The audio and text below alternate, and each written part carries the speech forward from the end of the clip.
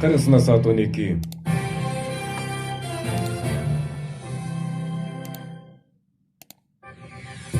Салам радиосунда жаңылыктар.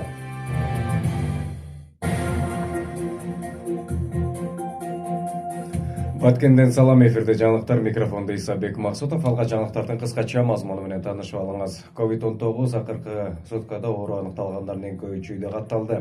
Ферганада Кыргызстандын премьер-министринин милдетин аткаруучу менен Өзбекстандын өкмөт башчысынын орун басары жолукту.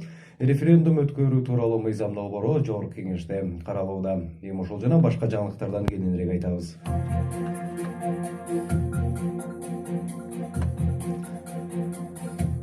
Акыркы суткада өлкө боюнча дагы 322 жарандан коронавирус инфекциясы аныкталды. Мындай маалыматты республикалык штаб тарабынан таратылды. Муну менен республика боюнча бул илдеттен жабыркагандардын жалпы саны 76.012ге жетти. Өлкөдө медициналык жайларда коронавирус инфекциясынан дарыланып жаткан бейтаптардын ичинде дагы 2 каза болду. Муну менен коронавирус инфекциясы жалпы 1303 адамдын өмүрүн алды. Республикалык штаб маалыматына ылайык, соңку суткада каза болгондордун бирөө Бишкекте, бирөө Ош облусунда катталды.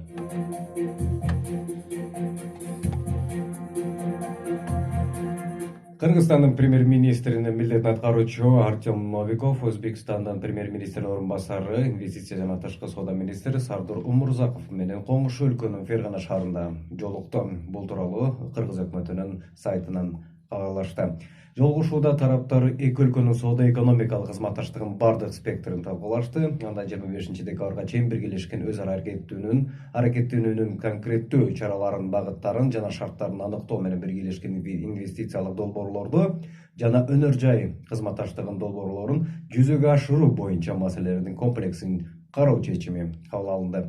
Эки өлкөнүн экспорттук жана географиясын кеңейтүү менен жана алардын жаңы рынокторго чыгуусу үчүн транспорттук индустрияны, анын ичинде эл аралык транспортту өнүктүрүү маселелери каралды.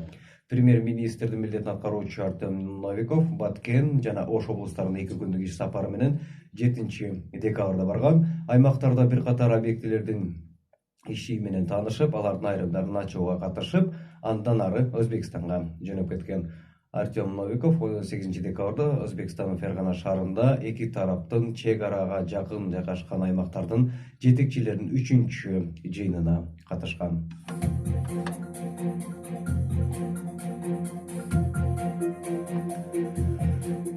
Жогорку Кеңеш 2021 жылдын 10 январында мамлекеттик башкаруунун формасын аныктоо боюнча бүткүл элдик референдум өткөрүү жөнүндө мыйзам долбоорун биринчи окууда кабыл алды.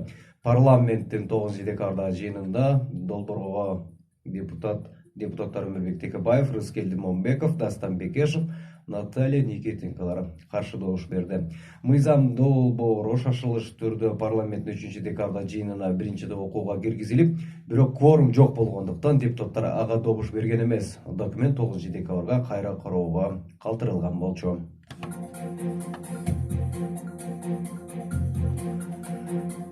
Балдар тамактан уланды. Чүй облусунун Аламүдүн районунда Байтек айылындагы мектеп-интернатынын 23 тарбиялануучусу тамакка уланды. Бул тууралуу Саламаттык сактоо министрлигинин басма сөз катчысы Жылдыз Айгерчинова билдирди. Анын айтымында 8 жаштан 20 жашка толо элек балдар 9 декабрга караган түнү номер 3 балдар ооруканасына жеткирилген. Тамакка ууланышкан экен. Ооруканага жеткирилип, ашказандары тазаланды. Баштапкы маалыматка караганда мектеп-интернаттын балдар экен. Азыр иликтөө иштери башталды. Балдардын абалы туруктуу. Эми валюта курсу менен таанышып алыңыз. Бир АКШ доллары 84 сом 80 тыйынга барабар болсо, евро 102 сом 84 тыйын, орус рубли 1 сом 15 тыйынга барабар. Кыргызгидрометтин берген маалыматы боюнча эртеге жана бүгүн Баткен, Ош, Жалал Абад облустарынын кээ бир райондорунда кар жаай турганын кабарлайт жана Чүй, Талас, Ысык-Көл облустарында жаан-чачын күтүлбөй турганын билдирди.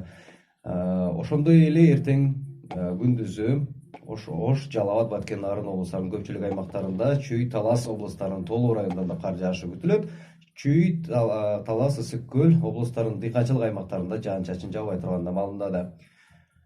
Абанын температурасы чүйрөнүндө 2 градуска чейин жылы болсо, Талас чергесинде дагы ушундай көрсөткүч. Баткен, Ош, Жалал абад дубандарында болсо 5 градуска чейин жылы болот. Ысык көл, Нарын дубандарында күндүзү -5ке чейин төмөндөшү мүмкүн. Ал эми бийик тоолордо түнкүсү -19дан -24 градуска чейин болот, күндүзү -11 градус болуусу күтүлүүдө.